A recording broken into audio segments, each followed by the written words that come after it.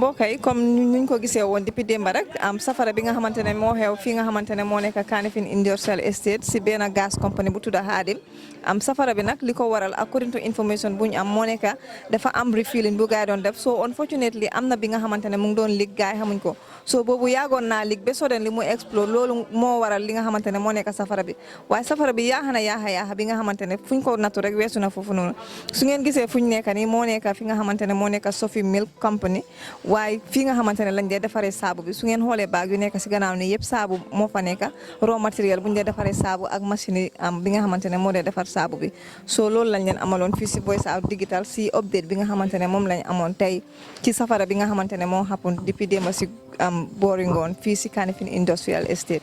ok sëñ bi tey dañ ñëw fi ñu ngi laa dalal ci Voice Out Digital mun nga ñëw wax ne yow yaay kan ak lan moo fi nekk sa taxawaay comme gis nañ depuis démb li nga xamante ne moo xew fi moo nekk safara bi nga xamante ne yaaxana fii ni allo salaamaaleykum man Ndiaga Bey laa tudd maa ngi nekk ci compagnie Sophie waa li fi xew moom mooy lakk boo xamante ne ni ci gaz bi la dépôt gaz bi la jógee ñëw dal si sunu kaw yàq fii sunu factory bi daal waaw loolu daal lañ mën a waxagum. yéen xam ngeen safara bi lan moo ko waral. waaw nee nañ di gaz bi daal bi mu explosé ci la dëpp explosion boobu right ci la explosion bi dal ci sunu kaw stoy yi soo lakk ko nag waaw loolu moo koos lakk bi. yéen lan ngeen fi yàqule comme gis nañ safara bi benn tey mu ngi saxaar yow mun nga ñëw wax ne lan ngeen fi yàqule. waaw liñ fi yàqule moom bari na ndaxte sunu kaat ñi nga xamante moom lañ doon liggéeyee saabu yi. ak produit bi nga xamante ne moom lañ doon mixé saabu bi loolu moom yëpp a damage moom waaw loolu moom yëpp a yàqu macha allah. ndax amu leen ci ay gaañu wala ay nit ñi nga xamante ne ñàkk nañ ci seen bakkan. non sant yàlla loolu moom wax dëgg yàlla xamoonul kenn gaañuwul dégguñ kenn ku dee sant yàlla bu baax a baax. so comme gis nañ safara bi nga xamante ne moom moo fi xew démba ak tamit nu meloon soo yéen ban time ngeen yëg ne safara bi commencé na fii ak tamit response bi nga xamante ne moom ngeen am ci fire service bi. waaw safara bi ñu ngi ko yëg ay around 6 o'clock. ñun fii lañ nekk ba 4 ci guddi 4 am ci guddi ci la fire service xaw a wàññi safara bi ci lañ mën a dellu waaye bi ñu xëysee tamit ba léegi still naaw yaa ngi koy gis safara bi fayul mu ngi tàkk ndag tuuti waaye loolu taxu ko si parce que li mu laal liy tàkk noonu loolu moom jeex na ba pare soo jarul niirul ñu ci focus too much li nga xam ne daal moo fi des moom la ñuy bëgg a génne nii.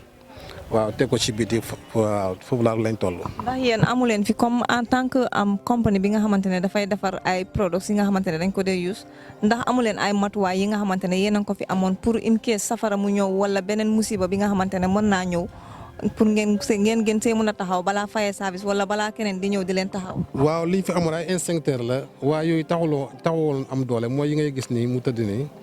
waaw waaye yooyu bi safara bi ni ñëw boobu kenn nekku fi pour mën koo déclencher xañ na loolu tamit moo tax ba nga xamante ni safara si gën a am doole waaye liñ ci mën a jàpp daal mooy métti na trop waaye nag sant yàlla comme bakkan rotu si kenn gaañu si alhamdulilah tengoor. yow si sa gis-gis mun nga ñëw xaymal comme ñaata ci xaalis wala ci ay bagage wala ak lépp lu munti doon comme li ngeen ci ñàkk. waaw ci tàng mi ni pour def xayma bi xañ na du yomb. waaye jàppal ne daal xaalis bu bëri yàqu na fi nag waaw xaalis bu bëri yàqu na waaye dafa guñ xayma bi nag pour xam ñaata la exactement waaw.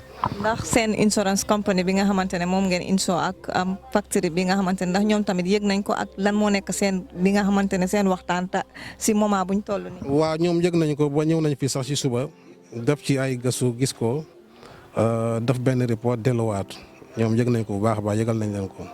kon yow bokk nga ñi nga xamante ne am nañ métit bii nii te ñun ñëpp ñu ngi koy bokk ak yow ban message ngay lancer pour in case safara mu mel nii wala ak ñi nga xamante ne tam ñooy liggéey ci compagnie yu mel nii. ñu make sure rek ñu bàyyi xel ci suñu li nga xamante ne safara daf koy cause parce que safara dafa am doole ba pare fire service bi wax dëgg yàlla démb moom try nañ bu baax a baax dafa fekk ne safara bi moo leen ëpp doole rek waaye li may dénk nit ñi rek mooy façon yu mel ni su amee. na nit ñi di moytu di ko jege parce que wóorul waaw am na loo xam ne day nekk ci biir mën na explose ray fa nit yàlla tere yéewuñ ko kenn waaye wóorul daal ñi nga xam ne daal seen liggéey màcc na ci loolu daal nañ leen bàyyi ñu jege foofu def seen liggéey di dénk gàmmeel na ñu bàyyi xel lii nag moom wax dëgg yàlla yaakaar naa war nañ ci jëlee jàngat pour li nga xamante ni mooy factory gaz yi ñu seet fu ñu leen yóbbu bañ xaw a sori dëkk bi bu loolu li façon yi mel ni bu fekkee ne am na yàlla tere mun na jur musiba te liñ jàpp ne démb li mu doon dimanche area bi bërul ay liggéeykat xañ na moo tax sax dégguñ fi yu mel noonu ay deeg yu demee noonu waaye jàpp naa bu fekkoon bisul liggéey la moom amoon na yaakaaroon na dana gën a métti waaye sant yàlla nag. baax na jërëjëf ñu ngi lay gërëm bu baax jërëjëf.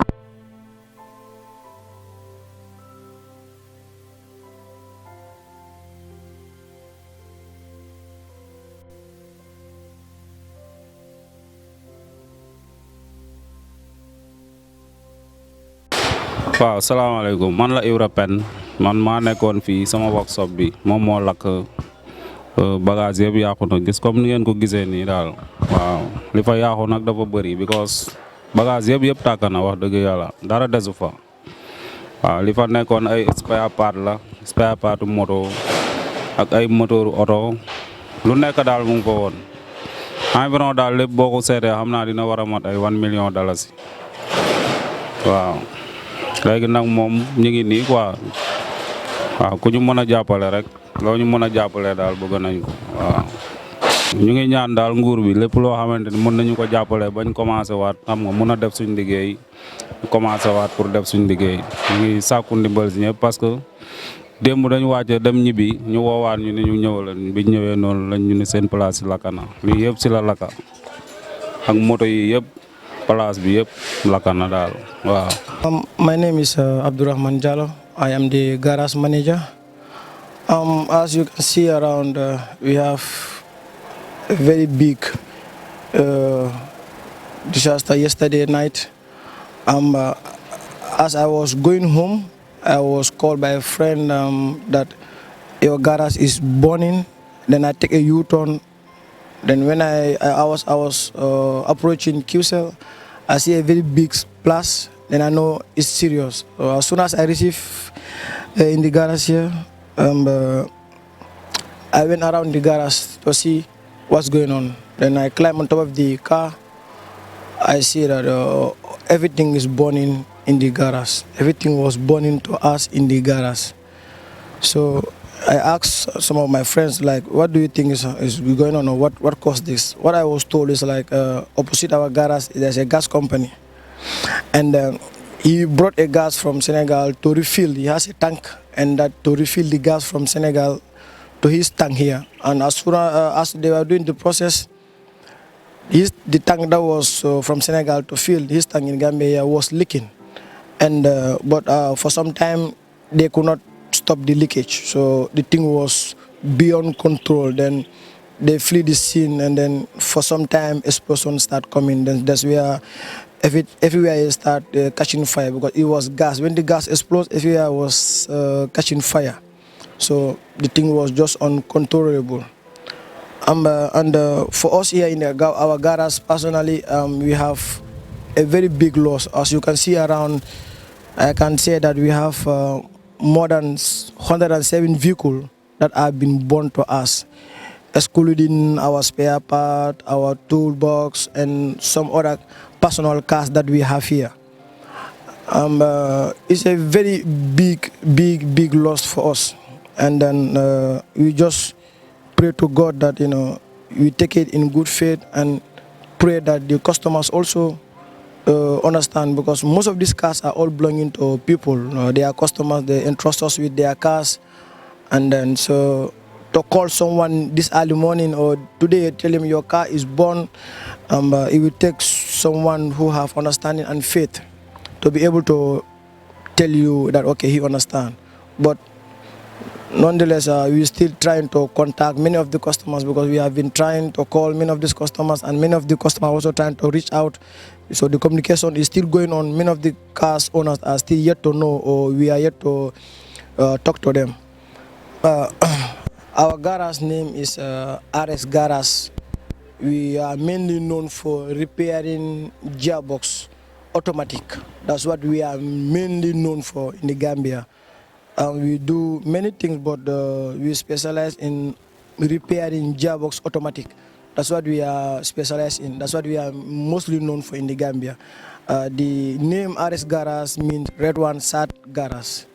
It's a Lebanese garage. I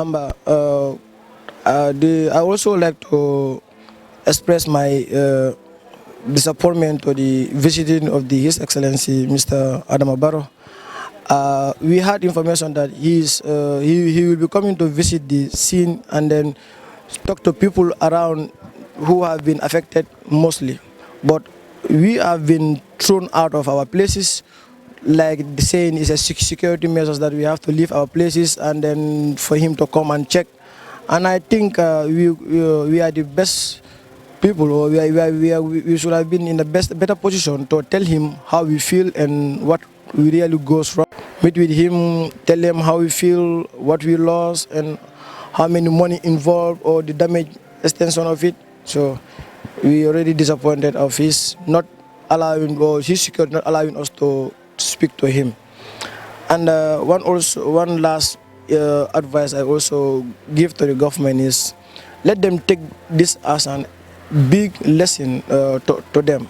Let them try to see all the gas companies that are within the public area. Let them reallocate the companies that are gas that is in the public eye. So because this kind of thing is a big loss to not only us but around the area, because you can see around many companies have been damaged, have been burned down because of this explosion in the gas company. So I would just like to appeal to the government, let them look into these gas companies and their location within the public area.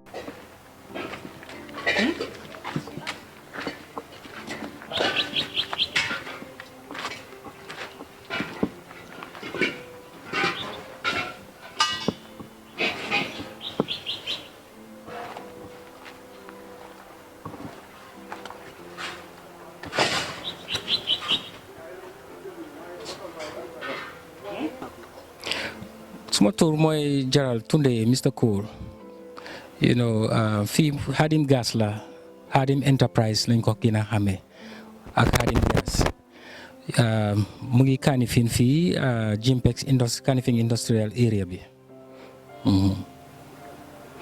Well, actually, laka bi li ko cause li ma made to understand, because late at night la woon ba pare on a Sunday la woon, man liggéeyuma woon duma dee liggéey on a Sunday.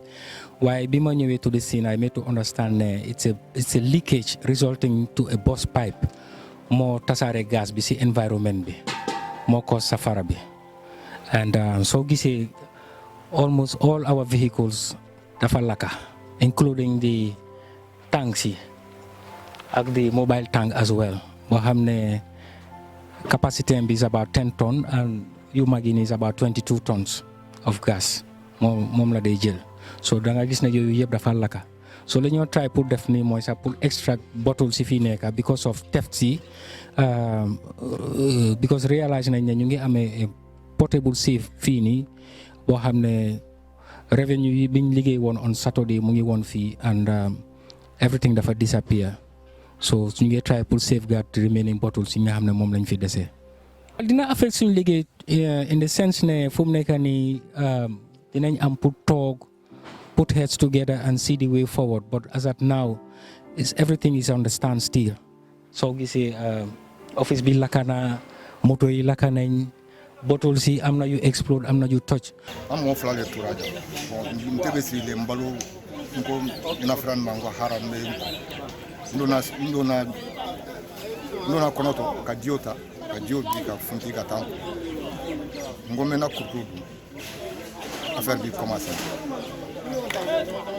na mangi mbola ka ta fona broda we ngocha ay roda tu parce que ni comme benale ni gaz ni bo amina bombe senga na place sera chaman chala bro tasma donc tu sais que ni senga encore de kabo mbola ka tanga angata on est boro drone de kalama parce que tasma ay nga place anga place jini o garage mbe trafala ba ko jini abi gaz bora rom na ko jini parce que tasuma bile mo hali ka yeli ke 50 cm ça ka be fini tout be tasuma bi c'est ce que c'est nembe mun kala mo yodi en tout cas matériel bi angon anga place la matériel be betien tout betien la betien conteneur konom na be de kana mam na be de